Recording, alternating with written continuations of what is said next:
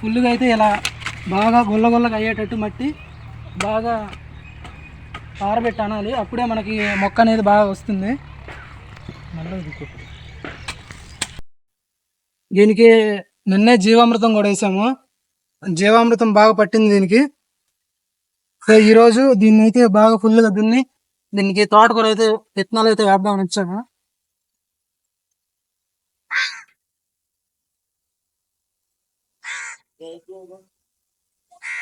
ఇలాంటి గడ్డలు ఏమైనా ఉన్నా సరే దాన్ని మెత్తగా చేసుకోవాలి.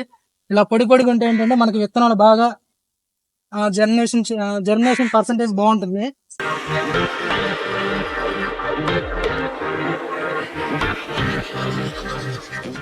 ఇది దానిమ్మ చెట్టు అనమాట. దీన్ని కూడా మన బీఈసీ దగ్గర నుంచి తీసుకొచ్చాము. మొక్క 100 రూపీస్ తీసుకున్నారు. హైబ్రిడ్ దానిమ్మ.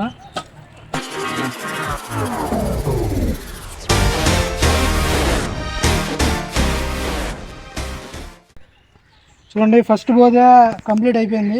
మొత్తం శుభ్రంగా దీన్ని బాగా పొడి పొడి అయ్యేటట్టు చేసాము. ఇప్పుడు సెకండ్ బోధకి చూద్దామండి.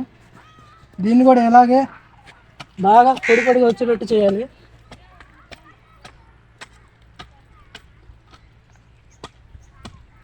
అది హాఫ్ బోధ అనమాట, ఇది ఫుల్ బోధే. అంటే అది చివరిలో వచ్చిందని అలా హాఫ్ పెట్టేసాము కరెక్ట్గా లెంత్ ప్రకారం చూసి. ఇది మామూలుగా నార్మల్ బోధ అనమాట, అది హాఫ్ బోధే.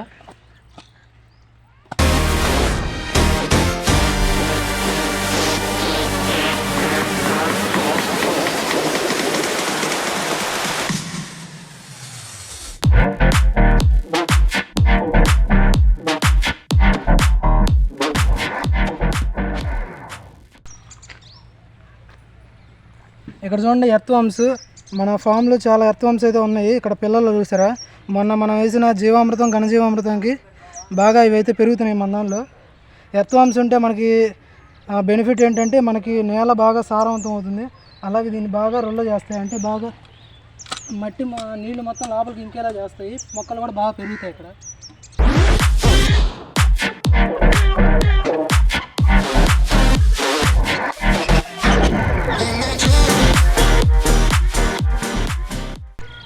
ఇక్కడ చూసారు కదా, మధ్యలో అరటి మొక్క ఉంది.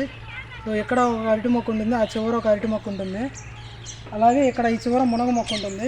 మునగ మనకి నైట్రోజన్ ఫిక్సేషన్కి బాగా ఉపయోగపడుతుంది. చూసారు కదా, సెకండ్ బోధి కూడా కంప్లీట్ అయిపోయింది మంది. ఇంకా గడ్డమట్లు ఉన్నాయి చూసారా, ఇక్కడ గడ్డలు ఉన్నాయి చూసారా. ఇలా మెల్లగా ఇక్కడ చదరం చేసుకుంటే ఏంటంటే మనకి మొక్కలు వేసుకోవడానికి బాగుంటుంది.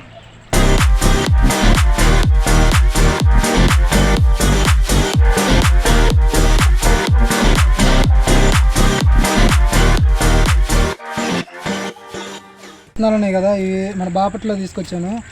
సరే తీసుకో. ఇక్కడ విత్తనాలు వేసుకునే ముందు ఏంటంటే ఇలా జస్ట్ పై పైన చల్లితే ఏమవుతుందంటే చీమలు ఇవన్నీ తీసుకెళ్ళిపోయి విత్తనాలు వాటిని తినేస్తున్నాయి. సో మనకి జర్మినేషన్ సీడ్ పర్సంటేజ్ అనేది తగ్గుతుంది. సో దీనికి ఎఫెక్టివ్ వే ఏంటంటే జస్ట్ ఇక్కడ తీసుకురా ఒకసారి. ఇక్కడ వేలుతో ఇక్కడ జస్ట్ ఇలా సన్నగా ఒక 1 ఇంచ్ లోతు ఇక్కడ జస్ట్ ఇలా తీసుకుంటే దీనికి ఒక 4-3 ఇంచెస్ గ్యాప్లో ఇలా జస్ట్ ఇలా ఒక సన్న గీతలాగా మన చేతితో చేసుకోగలిగితే ఏంటంటే మొక్కలు కూడా బాగా జర్మినేషన్ పర్సంటేజ్ ఉంటుంది. ఇక్కడ నేను 3 చేస్తున్నాను, ఇక్కడ 3 సరిపోతాయని చెప్పి ఇక్కడ కొంచెమే కాబట్టి ఇక్కడ 2 చేశాను పక్కన. ఇలా చేయడం వల్ల ఏంటంటే మనకి జర్మినేషన్ పర్సంటేజ్ అనేది పెరుగుతుంది. పైన ఉన్న విత్తనాల కన్నా లోపల ఉన్న విత్తనాలు మనకి ఇంకా జర్మినేషన్ బాగుంటుంది. తీసుకురా ఒకసారి. ఇటు చూసారు కదా, ఇవన్నీ కూడా అలానే వేసాము. ఫస్ట్ మామూలుగా వేసిన విత్తనాలు అయితే మనకి జర్మినేషన్ సరిగా రాలేదు. ఇటుపక్క పీకేసాను మేము తోటకూర జస్ట్ ఒక 1 అవర్ బ్యాక్. ఇటుపక్క వేసిన అయితే మనకి ఎలా మొలిచే చూడండి. ఇవి కొంచెం గడ్డి మందు పడి ఇలా అవేయి, లేకపోతే బాగానే ఉన్నాయి మొక్కలు నిన్నటి వరకు కూడా. సో కాబట్టి ఇటు కూడా ఏం చేస్తున్నామంటే జస్ట్ ఒక 1 ఫింగర్ పట్టేంత సందు పెట్టుకొని దాని మధ్యలో మనం విత్తనాలు వేసుకుంటున్నాము. అలా వేయడం వల్ల ఏంటంటే మనకి జర్మినేషన్ పర్సంటేజ్ బాగుంటుంది. అలాగే విత్తనాలు కూడా బాగా జర్మినేషన్ పర్సంటేజ్ బాగుంటుంది. అలాగే విత్తనాలు కూడా బాగా మొలుస్తాయి మనకి.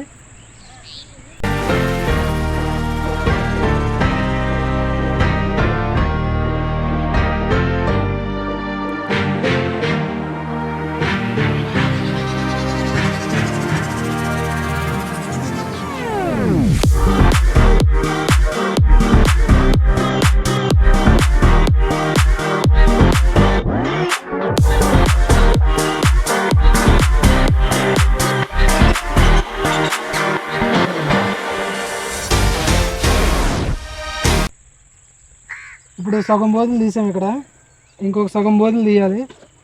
ఎలా చూస్తున్నా చూడండి, జస్ట్ ఒక 4-5 ఇంచెస్ గ్యాప్లో అలా చేతితో అనుకుంటూ వెళ్ళిపోవడమే. అనుకుంటూ వెళ్ళిపోతే సరిపోద్ది, ఆటోమేటిక్గా బోధ అనేది తయారైపోద్ది. మనకి స్ట్రైట్గా రావాలని ఏం లేదు, జస్ట్ కొద్దిగా అటు ఇటుగానే ఉంటుంది బోధ అనేది, మనం చేతితో తీస్తున్నాం కాబట్టి. బట్ మొక్కలు అయితే బాగా వస్తాయి ఈ పద్ధతిలో తీస్తే మాత్రం.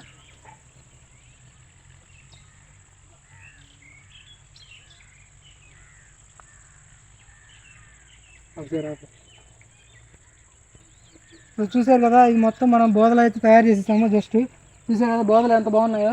వీటి మధ్యలో మనం ఇక ఉంది, మనం జస్ట్ విత్తనాలు వేయడం ఒకటే ఉంది.